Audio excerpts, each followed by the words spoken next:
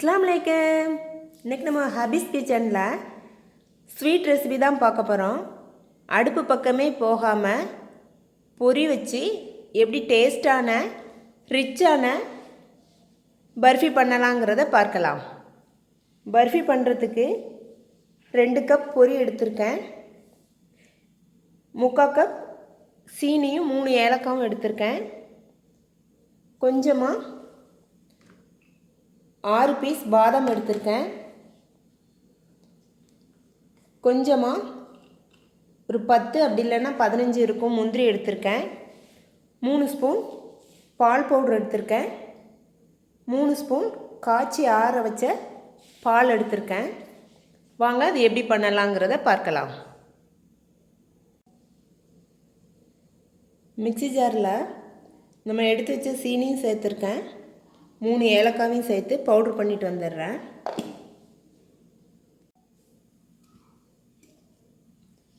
சீனியை powder பண்ணிட்டு வந்துட்டேன். இப்போ ஒரு அலசல் வச்சு இதை அழுக்கி எடுத்துடலாம். இப்போ அழுக்கி எடுத்துடுறேன். ஏலக்காவை தோலோடு போட்டதுனால தான் இப்போ நம்ம இந்த பவுடரை அழுக்கி எடுக்கிறோம். இதை அழுக்கி எடுத்துட்டு அதே மிக்ஸி ஜாரில் எடுத்து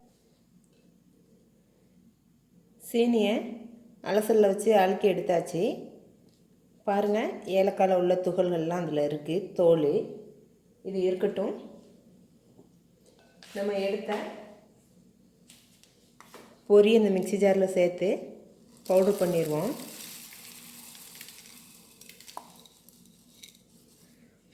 பொரியோட எடுத்து வச்ச முந்திரியும் சேர்த்துக்கிறேன். எடுத்து வச்ச பாதாத்தையும் சேர்த்துக்கிறேன். இதை பவுட்ரு பண்ணிட்டு வந்துடலாம்.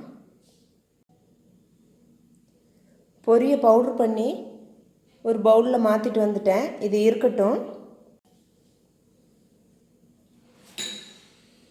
பவுட்ரு பண்ண சீனி ஏலக்காய் பவுடரில் 3 ஸ்பூன் பால் ஊற்றிக்கிறேன். நல்லா மிக்ஸ் பண்ணிடுவோம். சீனி பாலும் நல்லா மிக்ஸ் ஆகி சீனி பவுடர் கரைஞ்சிடணும். அதுலேயே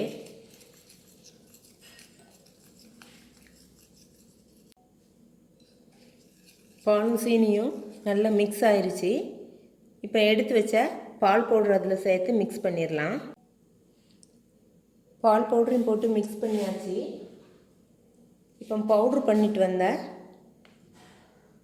பொரியை ஒரு அலசல் வச்சு அழுக்கி எடுத்துடலாம்.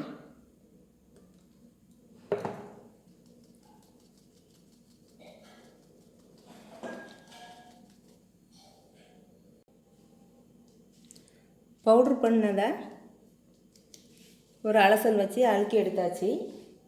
கொஞ்சமாக துகள்கள் இருக்குது, இது தேவையில்லை, இருக்கட்டும். இதை மிக்ஸ் பண்ணிடுவோம். நல்லா மிக்ஸ் பண்ணிவிட்டு கொஞ்சமாக நெய் ஊற்றிக்கிடலாம். 1 ஸ்பூன் அப்படி இல்லைன்னா 2 ஸ்பூன்.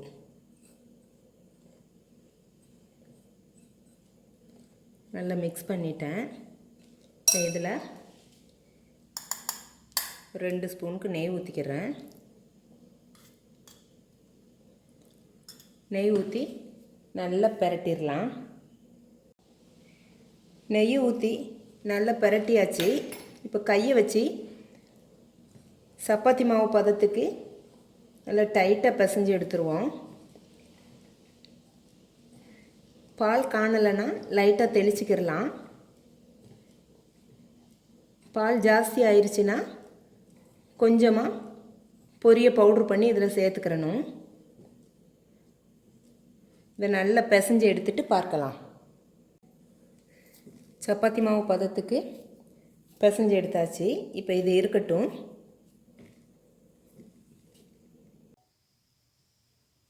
ஒரு ட்ரே எடுத்து அதில் ஒரு பட்டர் சீட்டு விரித்து கொஞ்சமாக நெய் தடவி கொஞ்சமாக முந்திரியை கட் பண்ணி போட்டிருக்கேன்.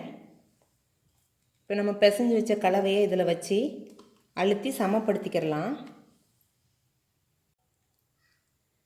இந்த மாதிரி சமப்படுத்திட்டு கொஞ்சமாக கட் பண்ணி வச்ச நட்ஸையும் மேலே தூவியிருக்கேன். மேலே தூவி ஒரு ஸ்பூன் வச்சு நல்லா அழுத்திடலாம்.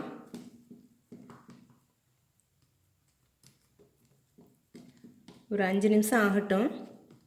செட் ஆகுனதும் கட் பண்ணிடலாம். 5 நிமிஷம் ஆயிடுச்சு. இப்போ ஒரு பிளேட்டில் எடுத்துடலாம்.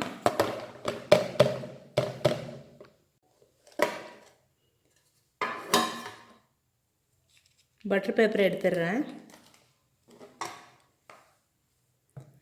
அடுப்பு பக்கமே போகாமல் பொரிய வச்சு டேஸ்டான பர்ஃபி பண்ணியாச்சு. இப்போ இதை கட் பண்ணுறேன்.